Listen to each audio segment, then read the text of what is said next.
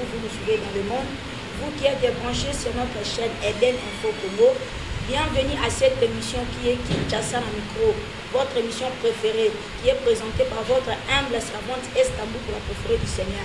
Lelo na kati ya studio na biso ya Eden Info Congo, tosili koyamba invité na Congo frère Edi Bisika. Lelo tokofokola masolo na thème kitoko oyo ezali ba réalité oyo eza ko se passer na kati ya ba église de réveil. Avant de commencer mon émission, je profite de cette occasion et à sa salutation premièrement à mon boss, le boss Edi Esika Bazali, ainsi que toute sa famille. Un grand bonjour à vous mon boss. La bonne sanité à ma maman chérie, maman Christine Lungidi, maman Oyabota Estamboul. Et pourquoi pas à mon pasteur, papa Simba Spiritualité Nanga, le prophète Benson Munganga, et ainsi que l'équipe Mobimbaya Eden Congo, et Sikano Sobozali. Le rôle de mon mission est que Nazali Ngai mon côté na kati ya studio na biso Eden Info Congo. Tozali bongo na notre invité qui est le frère Edi Bisika, azawana mieux placé pour nous expliquer biso kolandisama ba réalité oza ko se passer na ba église des réveils. Bonjour le frère Edi Bisika. Bonjour sœur Esther.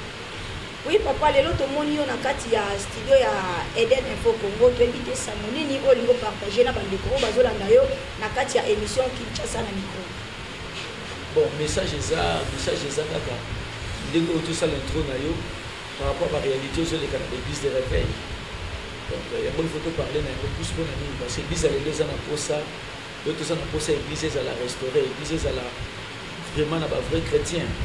Donc la réalité c'est moi mingo ils ont ça là que batu ba bungi voilà pourquoi na sujet ou na développement émission na biso to simba mo ba point mingi pour na te ba ko peut ça éclairage de lumière. Merci papa oti koloba ke batu ba bungi na ba ecclesia siko tongi to yeba ko bunga wana o batu bazo bunga lelo na ba ecclesia. Et ça par rapport à nini pour na ba église ya liboso to bande ko mona makamso to zo vivre lelo ezalaki te. Mais lelo banda ba église de réveil et ya na kati ya mboka na biso to komi ko mona ba réalité komi ebele donc makambo komi ebele na ba kati ya ba église ko eloko nini ezo sala ke changement wana ekota na kati ya ba église. Bon, kala makambo ezaki na église te oyo komi lelo na éviter eloko nini ezalaka te kala oyo lelo e église de réveil. OK, net lelo to zo mona ba église de réveil et komi mutu aye na église na bana na ye. Et comme yo te l'église on a pasteur na biso sala ki mona délivrance alobi message ekita ki mwana ngaza ndoki. To komi ko mona bana belelo ba komi na bala bala oko tuna e boy atenga sona koma na bala bala eza parce que papa na ngai abengana kinga. To kenda ki na église balobi ke ngana zandoki. To kenda ki na église balobi ke ngam na kanga misala ya papa na ngai tandis que na église ya liboso eza ki bongo te. Parce que eloko ni ozo sala ke makambo na nyonso ekota na kati ya église ya lelo. C'est bon, eloko to yeba d'abord Ecclésiaste chapitre 1 verset 9 il dit il y a rien de nouveau sur la terre. Donc, ils ont rembasicate. Ils ont rempli les bosses de Salema. Alors, au bandit d'introduction, depuis que tu as la réalité, où ils ont l'église de réveil. Le bégain église de réveil. Maintenant, l'église de réveil, ils ont ici Makambo, ils ont vraiment propreté dans la société. Ça, ce n'est pas le réveil. Mission église, c'est ça. On est église de réveil, des églises de sommeil. Donc, tant que le bien église de réveil, réveil, ça va, il faut pas la mouka. Mais c'est pas de bazar ou la mouka, bazar la mouka, ma soeur. Donc, maintenant, on a une église de réveil, c'est-à-dire église de sommeil. Donc, c'est-à-dire qu'il faut que une église de réveil, et ça dit réveillez-vous, le banim. Pas de bazar de sommeil. Alors, mission église, c'est ça pour qu'on a quitter. La mission de l'église, ce n'est pas ça. La mission de l'église, c'est prêcher la bonne nouvelle. Et sa vision, il y a Christ. Allez, faites de toutes les nations mes disciples. Donc, ça, là, tu vas disciple à Christ au travers de la parole. Donc, ça, là, bango, naba, kokangaba, naba, ndokité, et tout, naba, miracle. Donc, c'est un peu ça. Nuance, on a, il faut un peu corriger un peu. Moi, nous avons partagé à vie, on a tenu à battre l'église de réveil. Non. L'église de réveil est athée. Il n'y a pas de réveil dans le monde. OK, tant que vous avez réveil est athée. Parce que tu habites tout bien dans mon île. Po bayeli biso ba kombo lobi église de réveil et la musi ba tumsu bazaki faible na ba prière et la musi ba tumsu bazaki tansu ko ignorer makama mususu mais na kati ya kola musa bato bazaki faible na prière wana ba komini ko bota ba problème na kati omona mutakena ke ba pesinga message ba lobi mama na ngamta kanga misala na ngai ba pesinga message ba lobi mutu songolo mutu aza base ya ko bota te ngana zo bota na bibala to ebité parce que réveil ngo ba yela ki bato eza pona ko panza to réveil ngo bayela ki batu Et ça pour na kosala ke batu. Donc eloko wana ezokota moi trouble na mitu ya batu. Bon, concrètement, il faut te dire, pourquoi te le dire réveil? Bazo peut ça prophétie, n'est-ce pas? Bazo ça la miracle, n'est-ce pas? Bazo toujours on a signe juste bazo ça. Mais il y a une chose bazo ça c'est l'évangile. Hein? Pourquoi évangile? Na Paul avant Akende, na 2 Thessaloniciens chapitre 2 à partir du verset 7, 8, 9, 10. Alors dit que l'apparition de cet impie se fera par toutes sortes de miracles. Paul a dit que tant que le diable a se manifester, présence n'a pas se manifester dans un miracle belé. Tant que dit toutes sortes de miracles. C'est-à-dire que un miracle de mon côté il faut échapper au diable. Babi toutes sortes de miracles. Batu ba kulamuka batu ba kufa, batu ba bukana ba kozonga makolo normal, ba boiteux tout ça, ba miwe ba loba tout ça. Donc tout ce monde a qui miracle pour échapper. Et ce sont les mêmes personnes dans ma prophétie. Dans Matthieu 7, verset 21-22, sur le ministre, ce n'est pas ceux qui me disent Seigneur, Seigneur, qui entreront dans le royaume des cieux. Au monde nous avons enseigné en ton nom, nous avons fait des miracles en ton nom. Donc il y a des gens qui font des miracles, qui enseignent au nom de Dieu, au nom de Jésus, mais alors que basé en Zambété. Il faut faire très attention. Le problème, c'est que c'est foule. C'est foule. Mais Bible le Bible. Ne crains rien, petit troupeau, car votre Père a trouvé bon de vous donner le royaume. Petit troupeau. Dieu n'a pas besoin de surnombre, Dieu a besoin de qualité. Dieu Salobi, grande est la porte qui mène à la mort, petite est la porte qui mène à la vie. Donc, Dieu les opère sa vie et sa mouké. Ils opèrent sa coupe faisait mêler. Donc, il y a beaucoup de choses qu'on a un spectacle. Spectacle. Je crois que tout ça, la mission de partout dans le monde. Mais Europe, en Amérique, en Afrique, vraiment. Na linginde batu balanda ngai bien pour ne pas comprendre. Et le plus important, ce n'est pas ça. Pour le bien, loko moko bazaki na bamona la faiblesse, ba komi kutu kosambe la makasi. Maman ata yo moko. Yesu alobi boye. Na Matthieu 24 alobi boye. Tangu ya kozonga, adia kokuta nini? Babi Matthieu 24 alobi boye. L'amour d'un grand nombre de gens se refroidira. Donc bolingo kozala te na batu. Mais quand les gens prient dans notre pays, il faut amour et zala. Ceux qui battent bazo sambe en Europe, il faut qu'il y ait l'amour en Europe. Dans le monde, est-ce qu'il y a l'amour? Nous avons une réalité de vrai. Les Congolais qui me suivent, ils n'ont pas l'amour. Mais si on place la prière à Mozart, tout n'a même pas de prière et l'action. La prière c'est quoi? Prière c'est comment? On prie comment? Pour sambe les amis. Si prière et zalika sont fukami, c'est ça la prière. Non. Prière et zaka wanate. Chiko yo Paul a l'obibo, dans 1 Corinthiens chapitre 14 verset 15. Alors si je vais prier avec mon esprit et avec mon intelligence. Le sambo, tant que tu sambe les secrets sambe là, na moli mon pe na mayele. C'est-à-dire l'intelligence ce n'est pas l'intelligence de l'école primaire, secondaire, université. Non, ce n'est pas ça. C'est l'intelligence de Dieu. Quand vous priez, et c'est les prières nous allons accompagner l'intelligence spirituelle. Donc, il y a des prières de fois, on dit des bêtises dans les prières. Donc moi, ma église de réveil, nous allons nous convaincre dans notre mais quand même, il y a des gens qui s'efforcent de prier. Bon, tout ça, Dieu est souverain. Des fois, il fait des choses pour accomplir des désirs charnels. Il y a tout. À saluer le moment aussi, pour la salut, ça ne demande pas les miracles. Et non des prophéties. Le salut, c'est un problème de la connaissance de la parole de Dieu. Il y a un mot, Jean 17, verset 13, sur le dit que la vie éternelle. Au continent, alors, la vie éternelle, c'est te connaître, toi, le seul vrai Dieu, et son envoyé Jésus-Christ. Pour la vie éternelle, Ezali n'a pas prière et mêlé, c'est connaître d'abord Dieu et connaître son envoyé Jésus-Christ. Ndegu sort le Dieu sambe la race. Oui, binza, mais sur la toute question. Oui, binza, mais tout le temps, ça est binza. Si vous démontrez que vous avez binza, c'est ça le problème des chrétiens basés en Angola. Ils sont nombreux dans les églises, mais zéro mouteux leur côté dans la carte. Tout n'a pas été équilibré, na pasteur, na bango bazan n'engagé moko. Je crois qu'on a cet exemple un peu banal. On m'a dit ton nom sur les avides, sur le bois qui a besoin. Voilà, c'est comme ça les églises d'aujourd'hui. Mais quel est les bélés parce que na kati l'eau exaté. Mais ton nom sur les années l'eau na kati au bois qui au sentir, c'est ça. Bah vrai hein. Bazan a humilité, bazan caché. Bazan caché. Donc c'est un peu ça. Donc, on peut savoir, moi, idée, ma réponse, mon petit mot. oti kolobela makambo etali bolingo eloko pe tolobela ngo na lisusu na mboka na biso tozomona ba église ekomi ebele mais bolingo eza te tozoyeba te ezali yoka pasteur ona pasteur oyo bayokanaka te pasteur ona okuna balobanaka te okuna koleka na émission songolo afingiki ngani pasteur akosala ye kuto na place ya bolingo komi nde eni na mitema ya bato omona bato bana eveni moko ozomona biso 4 église okotuna pe na 4 église wana ata mokolo moko te ke pasteur ya église ona église oyo akoleka na bapesa na tambo te siko tozoyeba te eloko nini ezosala ke même bapasteur bato baoteya bato bolingo bango moko na kati na bango bolingo eza te siko eloko nini esalaka ke bolingo elonga na mitema na bango.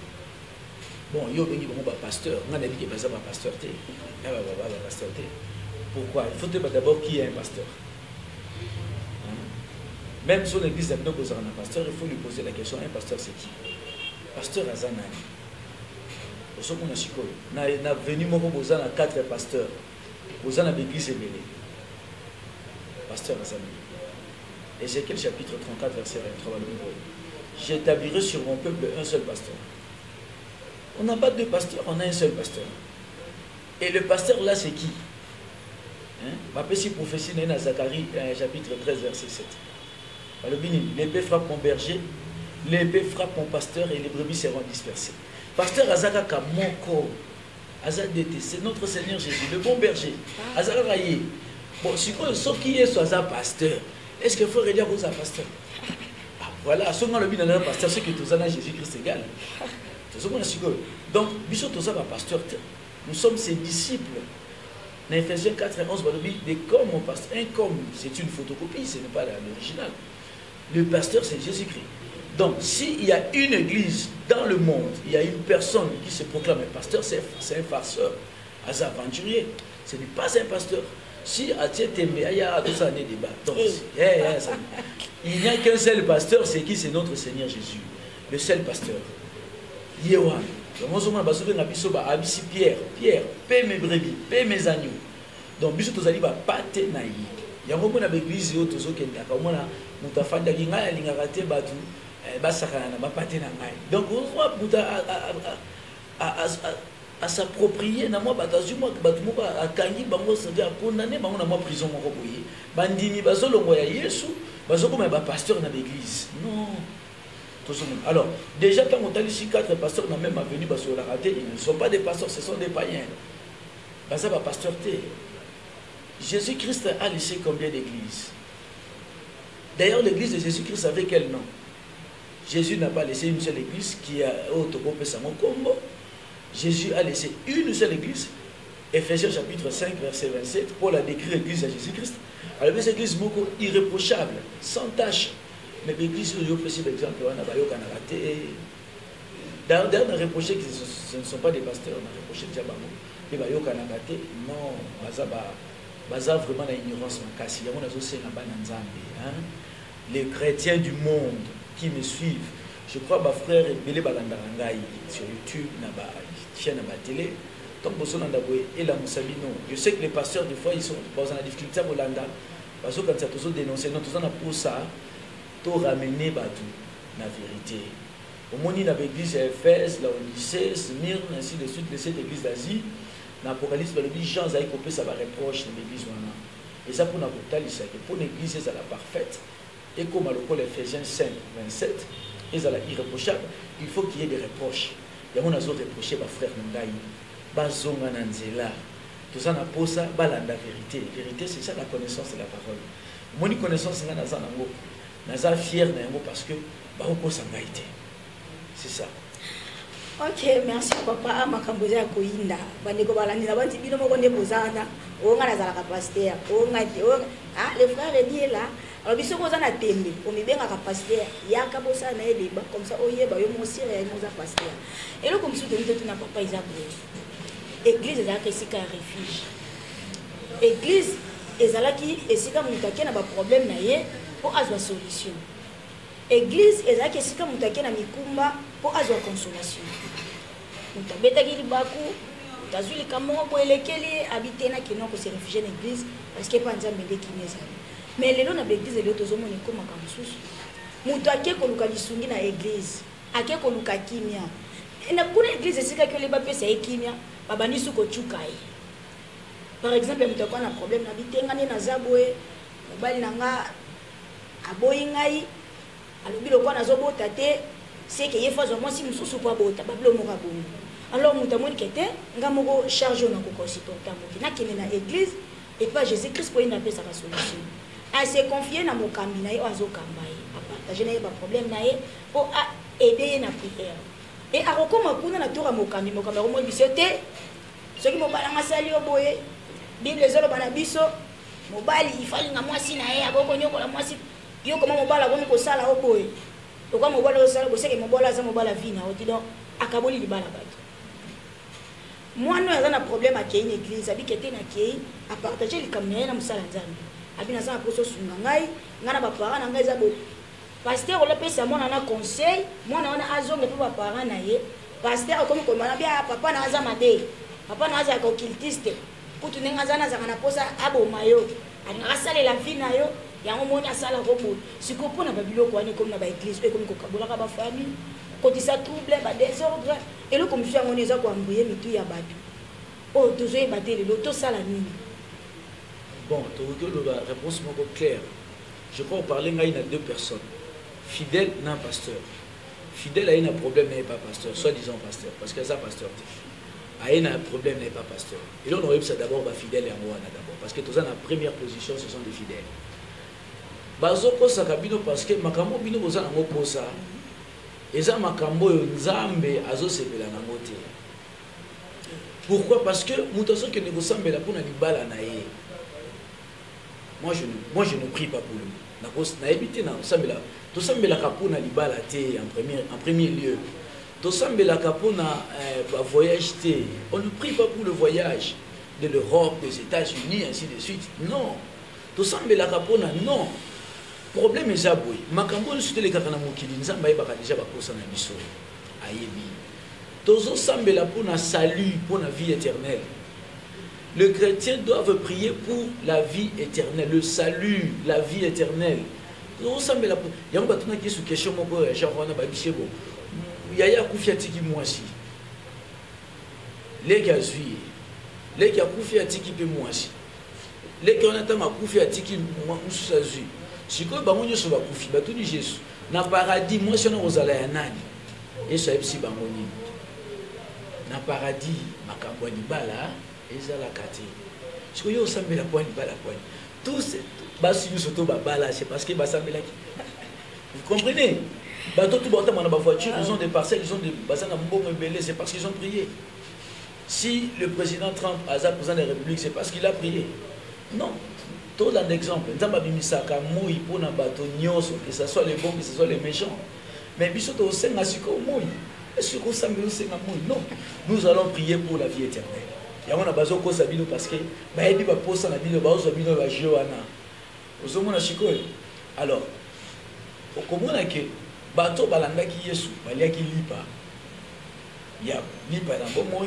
le pain spirituel. Ils ont aussi mangé le pain de la chair. Mais ce que l'on dit malam, tant que nous avons cette vie spirituelle, nous avons un problème, nous avons bloqué dans le mariage, nous avons bloqué dans le voyage, ma communion surtout. Et nous avons dit que pas pasteur, mais ça peut ça non. Ce qui n'est pas même pas non. La Bible dit il fait miséricorde à qui fait miséricorde. Donc, il a selon sa volonté.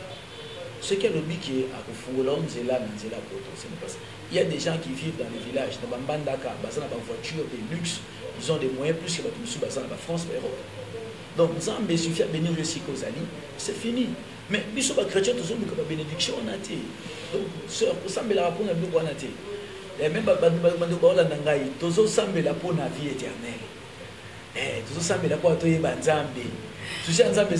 éternelle.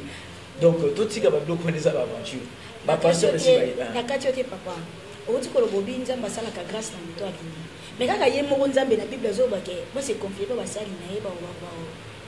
Ah ok, en tout cas, merci beaucoup. 2 Chroniques chapitre 20 verset 20. Confiez-vous en Dieu, vous serez affermis et en ses prophètes, vous réussirez. Alors, qui est le prophète de Dieu pour nous se confier là? C'est ça notre problème. Il y en a dit, le prophète de Dieu va se confier, tout ça se confier. Ce sont des pasteurs. babeng bango ba prophète de Dieu.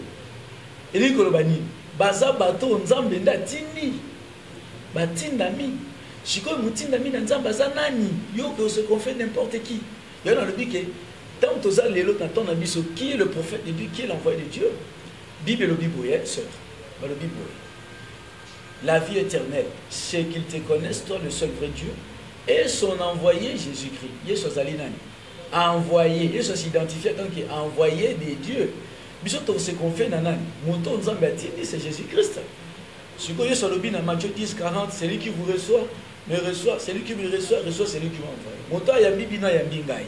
Si vous Jésus quoi établir ba disciple naï. Bon, Jésus a tient ngai frère et dit disciple naï. Ngana ke so to na disciple te na za pasteur na za dadi. Zuba te na kosi batu. Na zupe batu comme si bango pa nga molimo. Na bandi o te dadi. Non. Balobi boya, Jésus lobi boya. N'appelez personne père sur la terre car il y a un seul père. N'appelez personne maître car il y a un seul maître. Donc, titre anatomie, il faut qu'il y ait une écriture. Pour la c'est simple. Il faut avoir connaissance de la parole de Dieu. Ce que aventure, donc, confiez-vous en ces prophètes, vous réussirez et quand on dit confiez-vous pour réussir, il faut se confier dans les prophètes. Dans Josué 1:8, c'est qui Josué pour réussir dans la vie, il fallait se confier dans Moïse. Mais dit Moïse a médité livre à Moïse jour et nuit. Pour méditer livre, c'est ça pour se confier au prophète. Et ça pour quand frère pour pasteur se confier dans la parole. Et on dit Josué a se confier qui dans Moïse au travers de sa parole. Donc ceux qui te comprendront bien, donc prophète Bible prophète il y a parole de Dieu, c'est la Bible. Mais le prophète de ce temps, de notre temps, c'est qui? C'est la Bible. Non, le prophète de notre temps, c'est qui? Maintenant, on a vu surtout ça, on a combien de prophètes? Ceux qui te l'ont dit, tous un pasteur Moko, tous un prophète combien? Il y a un seul prophète. Hein? Prophète Amouzanan. Dans Acte chapitre 3, verset 22. Pierre à la Bible. À ce ça va juif. Hein? Moïse a dit ceci. Votre Dieu suscitera des milliers de vos frères un prophète comme moi. Nzambe alaka kibino ko bimusa musa ko limugo katina bino ko zalokola ngai. Le prophète que Moïse a prophétisé, c'était Jésus-Christ. Pierre Yemoko, dans Acte 7, verset 37, Étienne n'est pas confirmé en gros, c'est Jésus qui est notre prophète. Donc, Jésus, c'est le Messie, Jésus, c'est le seul pasteur, Jésus, c'est notre seul prophète, Jésus, c'est l'évangéliste, Jésus, c'est l'apôtre de Dieu. Dans Hébreu chapitre 3, verset 1er, Jésus, l'apôtre de Dieu. Donc, tout le monde a bien. Et on se confie à Jésus, nous se confier à Christ au travers de son évangile, sa parole, la parole qu'il nous a laissée. Et ça, c'est que quand on a dadi, non, on est à distraction. Papa, il faut que je mémoire dans ma cambolobie, donc, n'évitez, papa, c'était au Bozolanda, pardon, hein, Yangoy. Oh, papa, il dit à l'obakité. Oh, frère, il dit à l'oba. Afingi mutute, azoloba juste, oh, ezakaka, nakati ya maloba, oh, binu moko bozote. Oh, bafinga kinga na faux pasteur. Ah, tu le bien monté. Ce qu'on a maillé, aux pas na makambo, bazoloba. Ah. Et là, comme si vous papa te n'yagi tout na eba mamuke. Bo sote côté na kati ya l'église. Pasteur titulaire. A comme ko bimana mo sabata libala. Pasteur azu mwasi ya batu ache mama diaconesse. Na simaki diaconesse wana ba comme ko sabo. Omana mokambi azokamba protocole, a comme ko bimana mwana yazokamba. Frère azokamba intercession, a comme ko bimana sœur o yazokamba. Lobi babu yake yokan lobi yo de commissaire. Siko niveau ya bosote to ça na bakati ya ba église na ba o baza ko encadrer bana ya batu. Pourquoi ko lobani mpona bato lolengi wana? OK, bon église c'est interdire ko beni immoralité. Immoralité ça ligne boniamo. Comprenez? Immoralité. Donc muto déjà ça carte d'évangile, asa mutu moko asa sanctifié, c'est-à-dire asa en dehors de ba comportement na ba habitude. Et autres tout le monde a même dans 1 Corinthiens chapitre 5 verset 1 à 5 virgule 13 tout le monde a genre il y a Paul même bazar quoi interdire fornication tout ça azar quoi interdire. Vous comprenez? Alors bureau tout connaît ici là qu'est-ce qu'il faut? Ils ont s'engagné. La parole de Dieu c'est un problème d'esprit. C'est un problème de conscience. Hébreu chapitre 4 verset 12 il dit que les paroles de Dieu jugent les pensées et les sentiments du cœur. Tant que nous avons qui parole de Dieu, il dit on se porter jugement dans Katinaï. Ndé à côté qui a comportement négatif. Donc tout ça comprendre ici. Alors normalement monsieur sur l'église par exemple l'église tout ça le réveil tout l'église est apostasie le bateau basali en dehors de la vérité. Pasteur titulaire, pasteur adjoint. Donc en principe ce côté dans l'écriture, il n'y a pas de pasteur titulaire, il n'y a pas de pasteur adjoint. Jésus-Christ n'a pas des adjoints, il y a chose qui n'a adjoint, il y a chose qui n'a vice-messie, il n'y a pas de vice-messie. Donc il est le seul et il tire les bombes. Si vous avez côté si vous avez la réalité dans l'église et l'apostasie, vous avez yango. Donc dans la Bible, vous avez que muto asa muto, mais tant que muto embrasser l'évangile, asa muto yo a comment marcher sur na nouveauté de vie, à changer de comportement. Muto yo état d'esprit na yé tout rôle ben un changement d'état spirituel. Donc asa muto asa na endroit ya immoralité. On peut vivre le roi. Tout côté na makambo tali ba miracle. Les lois comme église union sur bazaka pour ça miracle. OK l'église oh ngani na zabola na église na biso église na biso ba bimisaka batu kindoki. Na linga église na biso poso na obina za na passe boye ba bimisanye loko boye. Okolanda kuno pasteur wana kundenga za bo bimisaki mutumeli pati. Pasteur wana nenga za bo bimisaka batu bampesi. Batu komi ko linga ka miracle.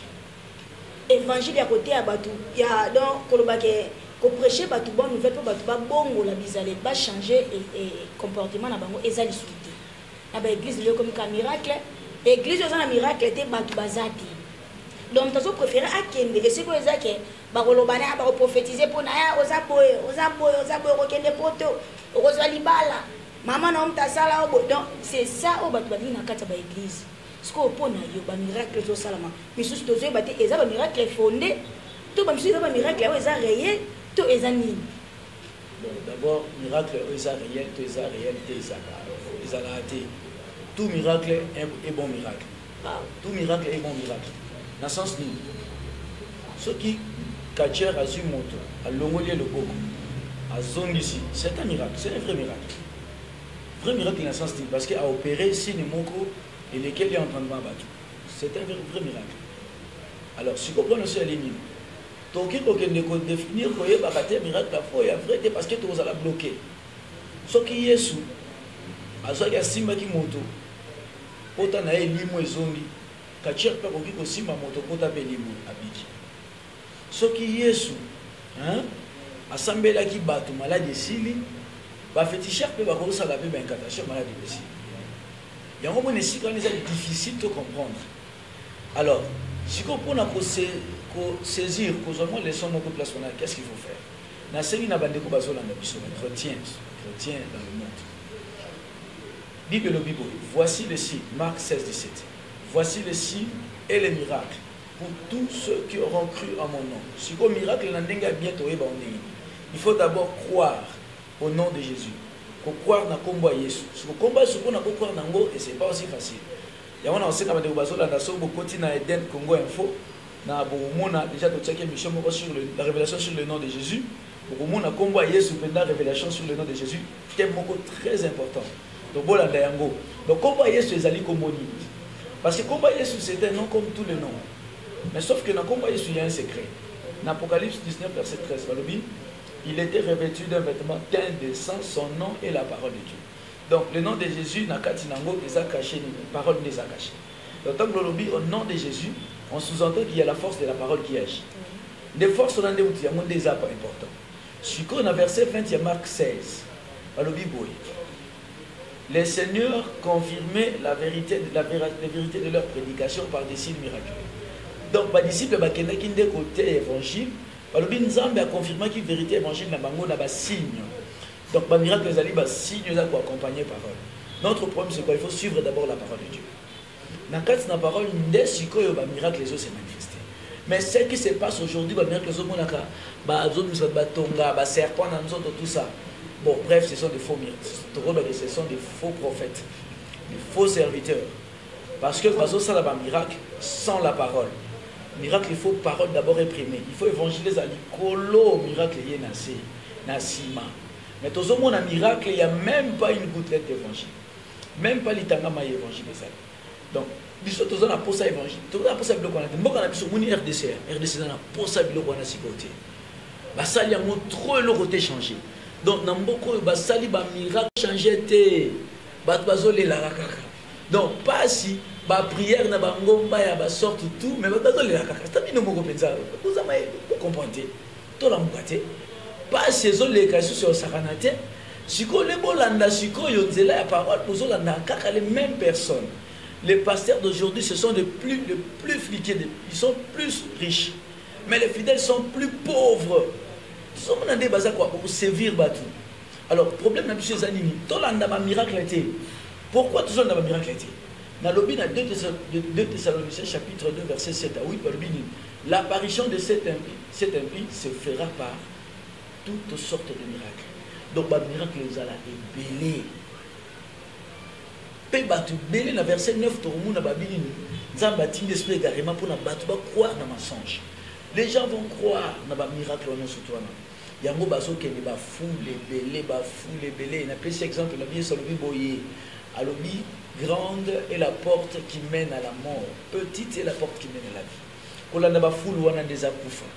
Donc bref pour un miracle le vrai miracle c'est la parole de Dieu. Donc on a tchaka ba tout tchaka émission na YouTube za pour na debino bolandaka bo fungwama botika kolandaka ba faux serviteur. Ngala zala ngai. Bon, je ne suis pas pasteur, je ne suis pas pasteur ni prophète. Je suis grâce à comprendre l'évangile. Parce que vous comprenez? La personne que vous confessez, c'est lui qui m'enseigne la parole de Dieu. Voyons, on a dit que ce que vous avez été venez contredire, si réellement vous avez besoin de donc, on a dit que ce qui a sur l'évangile de Jésus-Christ, boya pour n'en avoir bien sur pas Jésus. Donc où tu as ce côté nani Jésus c'est la vérité. Nani Jésus n'est pas vrai. Donc c'est ça le problème. Ah, comment on a vu ça? Le qui dit donc ba prière les kebele, ko sambe les kebele, la bangomba ko les kebele mais rien ne change. On le bien le comment c'est très capital. Tout na wana na ngina tout na ngo papa olimbo la biso mona malamu. Oti ko le bolobi ba pasteur na biso ya Congo ba komi non ba komi ba riche ko leka ba fidèle. Et là, on a toujours été dans le cas de M. Zanini. Pasteur, nous avons un problème. Le pasteur n'a pas Congo, en tout cas, le pasteur a dit le pasteur n'a pas Congo comme assoiffé d'argent, to éviter. Et là, ils ont les gars qui ont au pasteur a mis tout cas. Fidèle à Zana Mako, Aza même pas de moyen, ou est-ce Congolais, a donc comme Alongata Awa, c'est quand tout le matin à l'alimenter, à dire comme matin à quartier. Azana Moko. Mais pasteur Azana Mutuka, Azoko obligé, il faut tirer un carburant à Mutuka. Pour un Azokini. Aza papa na yo, ce que ça a monté dans le modi yo, boy na boy, ba pasteur va dire pesa. Le na bêtise comme il a sémé. Mutako Azana chaînette n'est en sous. Et ça là qui a gardé bon, on est ba Congolais ba lobaka. Sombaki bijou na ngapona bomba bomba. Mais a aucune prière à la timolo ko na pasteur amoniango abani maman ko prophétiser. Maman oza boy nzamba linga selo boy avant nzamba sela yo ana poso pese loka mutuya. Mais na ministre loka mutuya maman na moni a Italia zana moté. Misu ya pasteur nzo ke sekene bidana kimo ya mutu. Nzamba lobi fo seme chaînette wana. Chaînette wana ezanguma. Nzamba lobi kende ka siko na ndako fo yela ngeloko boy. Il faut payer sa offrande aux amours, tandis qu'il y a un anda qui est un azan et l'eau comme moi moutouillati. À cause d'attendre sur la on a 20 000 francs. Azotan qui sabana, azofutandako, il faut aller sabana, mais na église basengi. Voilà mais qu'il faut donc prédication il y a église na monsieur le comme ça, s'aimer, pesa. Tant aux autres pesa, ba pasteur bazo comme riche, pasteur azo ala tikitoko, azo na mutuka. Mais mutu oya semaka wana ozome peut-être azoya la gomme na azoya église na la gomme azoya église azangi même offrande ya kopesa mais lobi asemaki pa pasteur parce que eloko nizo sala bongo ke pa pasteur bakomaka de plus en plus riche ba fidèle bazokoma kaka ba pauvre po bakendaka na makolo na bango. Bon, ce qui est clair aussi, Jésus-Christ a dit pauvreté, je ne suis pas une capacité. Jésus peut pas opérer dans Luc chapitre 8 verset 1er qui dit 2 3 tout le monde dit qui peut être qui na Jésus. Bah fidèle na être, parce qu'ils peuvent contribuer, parce qu'ils peuvent assister na bien na bango, c'est tout à fait normal. Maintenant la zone basiko dit que bah oyo bazasiko yo d'abord ce ne sont pas des pasteurs. On a déjà tous ceux qui compromis, tous ceux qui déjà aussi c'est marrant. Alors Jésus-Christ aussi basaï pour assister. Mais notre problème c'est quoi? na kati na assemblée faut toyeba sikoyo na communauté chrétienne na premier siècle ba chrétien bazali ko s'organiser ndenge nini pona ba bazaki na ba discuter na temple na église hein ba discuter zaki ndenge nini na Acte chapitre 6 tout monde a dit que basala sala bato bazana ba moyen bato bazana ba possibilité bazo pesa ba offrande ba aumône na ba ancien bazo constituer ngo pona ba distribuer bato ba démunis ba indigents ndenge to na Deutéronome chapitre 15 wana ba pesa ki instruction na nzambe na ba mosaïque ba bien sengeli bo s'occuper na ba indigents bato bazana ba difficulté na assemblée donc on a un problème il y a communauté mais notre problème c'est quoi bah acte d'avarice on est commis trop na ba soi-disant serviteur quand je dis soi-disant parce que dans une dimara ba serviteur wana mais il y a quand même des frères hein bazara na moi humilité à kolanda kapé hein il y a des frères comme ça bazape na moi qui donc tout le monde a que bah pasteur qu'est-ce qu'ils font ils vendent la parole de Dieu bazote kaka évangile bazote évangile tout le monde a savez que pour un appel selon prophétie voiture de grâce il y a on peut s'engager $100 non. Donc, Ésaïe chapitre 55, verset 1 à 2, le dit venez et achetez sans argent. Le banzambe bate kakamote, sombaramote, tout aura gratuitement, c'est comme le salut, c'est gratuit. D'ailleurs, le salut est à faveur moko immérité. Nous avons la mission grâce, nous avons tout à guérir et l'autre. Est-ce que nous avons besoin pour ça bon, pour ça non? Mais nous devons soutenir des œuvres. Alors, quand on doit soutenir une œuvre, il faut taper si gagner yoso pesak. Le moni na Acte chapitre 10 verset 1er à 2 à 3 tout le monde a Corneille les officiers romains a contribué à ça la offrande na ba pauvre juif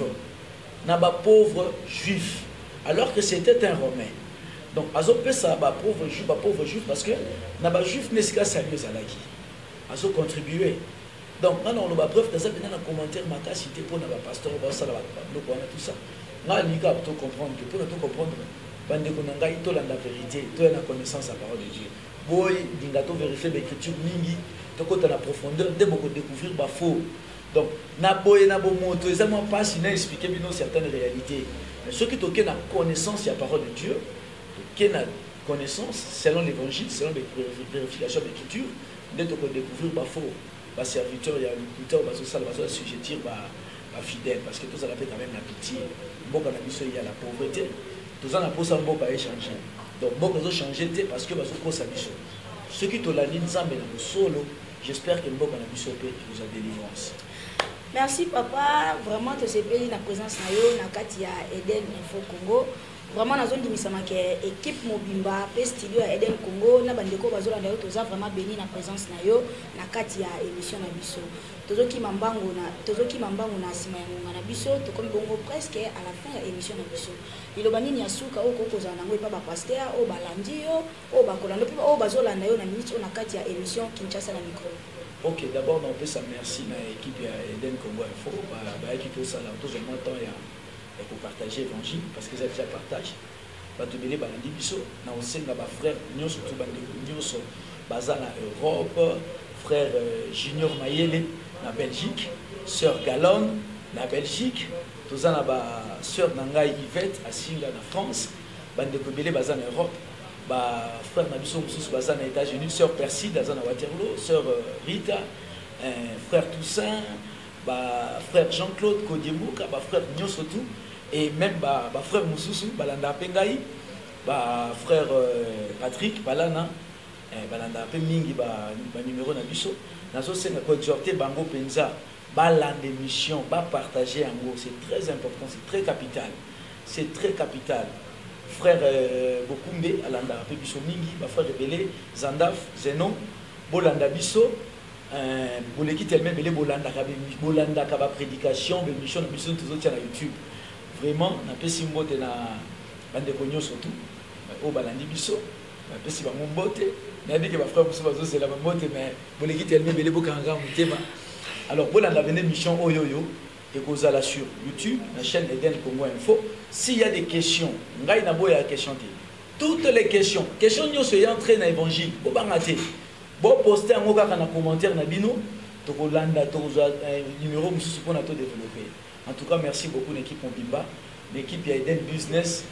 Ok, na pesi mbote na Eden Business, l'équipe Eden Business Mobimba, frère Foula, frère Labé Kaïté, sœur Flore, Cédric Alenga, Jonathan, frère Percy, équipe Nyosotou, on attend Kombote, Christy V, Fabrice, Robert, Nyosotou, Mbotepe na Assemblée Mobimba, l'église de la main au Congo, frère Nabiso Nyosotou, frère Victor, Pessi Mbote notre père, Pessi Mbote notre frère Patrick, frère Guy, frère Basé, les frères Aimé Bopentola, Pessi Mbote, Ndé, poser la émission Nabiso, pour parler prochainement un sujet très capital. Nous avons lancé déjà la sœur pour se préparer pour ma question sur la race noire, la peau noire. Nous avons l'église de noir, la peau noire, pour ce moyen de Outawa, puis la Bible, le royaume, la Bible, il y a le royaume, il y a le peuple noir, la Bible, et Nini Nzamba a révélé le peuple noir concernant une révélation et la parole de Dieu. Donc, nous développons même prochainement. S'il y a déjà des questions, vous pouvez poster déjà. On a un numéro par la suite. Merci beaucoup et bye. Ok, merci Bandeko Bala. Des années sommes. Na bandi bino mo boyo kilo lenge frère Edia uti koloba. Donc kalaté boko za bongo suite ya émission na bino o bolandi lelo. Et ceux qui au sepela qui na présence ya frère Edi Lisika obanga te numéro ko défilé wana na écran na bino, ozana posa ya conseil, ozana posa ya koyoka papa Edi Lisika, ozana posa ya kolanda mate, ozana posa ya kolanda papa Edi Lisika na kati ba émission, numéro eza wana ekoleka na kati ya ba écran na bino. Et sans plus tarder, na pesi merci na équipe Mobimba technique ezalaki na biso na kati ya émission, équipe ya Eden Info Congo, en commençant par notre caméraman, hein, balobi aza caméraman, aza réalisateur, aza monteur, donc yene aza bongo misapia nzambe. Donc balobi amona na raté azalaka toujours na sima machine, pour la bino ba image, pour ça la ke ba image et comme la bino clair na banda na bino. Comme vous avez dit, de Chris Katembo, il y a un père double, il y a un sac de Bobaxa.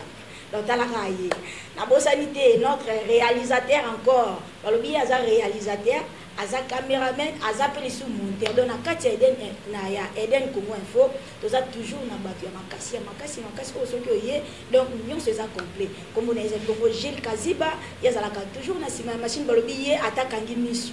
Au manieka boba image zele kaka clair na biso ya ba etando na bino na pesi sous merci na maman na ngai na pesi merci na mon grand frère propre balobi ye azawa na pona kolati sa peuple congolais tala comme to tunga ba veste au tunga ba voile au lati se onga na mokonzo ngana do ye azawa na ko hésiter te onga na zana posa veste na zana posa ni azawa na pona bino et pourquoi pas na ensemble na ngai cité de Chekina na bosanité. Un grand merci à mon frère grand sien, à mon pasteur Benson Munganga et pourquoi pas à ma sœur Bitish Sabelo Sansi. Ce que Jésus-Christ a zongité, Ken Bongo, Bala Sima, bye.